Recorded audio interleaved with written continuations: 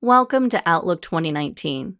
If you're a brand new Outlook user, or even if you're already familiar with Outlook through previous versions, stick around through the next few clips as they will be helpful in providing a quick overview in where common items and tasks are located, how your favorite features now look, and how they behave in the latest traditional version of Outlook.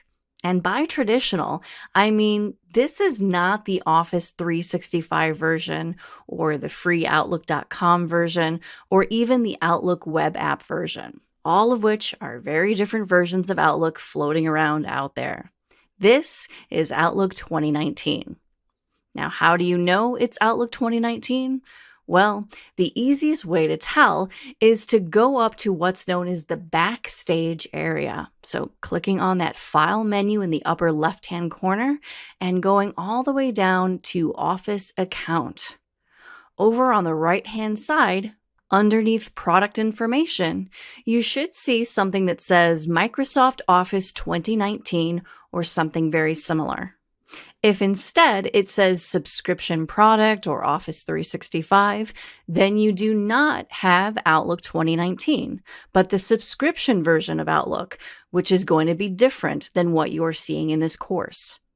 Your version of Outlook may have additional features not shown in this course, as Outlook for Office 365 receives new features and updates every month as part of the subscription model. Office 2019 is different. When you buy Office 2019, you're buying one license, as is, in perpetuity. You will not receive new features every month like Office 365 will. Now, if you want to read more about the differences between Office 2019 and Office 365, be sure to check out this Microsoft support article here. But jumping back to the Backstage view, I'd like to point out another area that most people ignore, and that's this area right here, the Feedback button.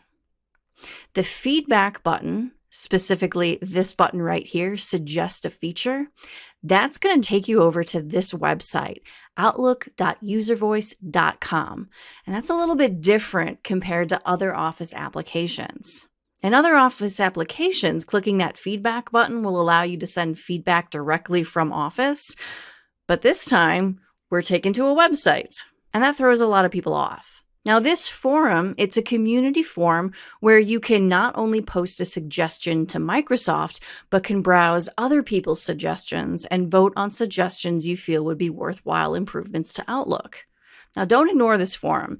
Your suggestions and votes do matter here, and the developers at Microsoft really do pay attention to the feedback they receive here. So if you use Outlook on a regular basis, if you see something you like or see something you don't like, tell Microsoft about it. Now, on that feedback page in Outlook, there's another button underneath that Suggest a Feature button I want to point out, and that's this Outlook blog button. Clicking on that will take you to the Microsoft 365 blog, specifically to that Outlook page. Here, the Outlook team blogs about Outlook's new features, meaning the new features for Office 365 or Microsoft 365, which unfortunately usually does not apply to our version of Outlook or Outlook 2019. Very rarely, in fact, will they blog about something related to Office 2019. In fact, the last time they blogged about this specific version of Office was when it was first released back in September 2018. So take from that what you will. Just note that if you're looking to stay current with Outlook news, chances are that Outlook blog, the news that you're reading about, will not apply to Outlook 2019. And that's usually a point of confusion for a lot of my students. Now, one last area I want to point out is this info area here. Here, you'll find more account information related to your specific email address, as well as links to your account on the web, depending on the type of account you have set up. You may even find links to get the Outlook app for the iPhone, iPad, Android, Windows 10 mobile app, which just takes you to a web page where you can send a download link to your phone. And from back here on this info tab, you can even change your profile picture. Now, the rest of this backstage area is a bit more advanced, and as such, we will be exploring the rest of these settings in later clips.